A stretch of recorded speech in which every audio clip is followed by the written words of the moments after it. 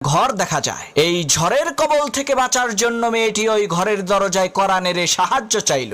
একজন টকবগে যুবক ছেলে ঘরের ভেতর থেকে দরজা খুলে সেই সুন্দরী মেয়েটাকে আশ্রয় দিল। এদিকে দিন পেরিয়ে রাত হয়ে যাচ্ছে, কিন্তু ঝড় বৃষ্টি থামার কোনো নামগন্ধ নাই। এমন সময় মেয়েটি দেখতে পেল সেই যুবক ছেলেটি তার হাতের আঙ্গুল মোমবাতির আগুনে পুড়াচ্ছে।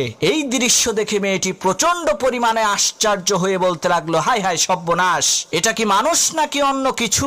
পরের দিন সেই মেয়েটি বাড়িতে যেয়ে তার বাবার কাছে সব ঘটনা খুলে বলল, কাল রাতে তার সাথে কি কি হয়েছিল। তখন সেই মেয়েটির পিতা সেই ছেলেটিকে এসে জিজ্ঞেস করলো, বাবা, গতকাল রাতে মোমবাতির আগুনে তোমার হাতের আঙ্গুল পুড়িয়েছো কেন?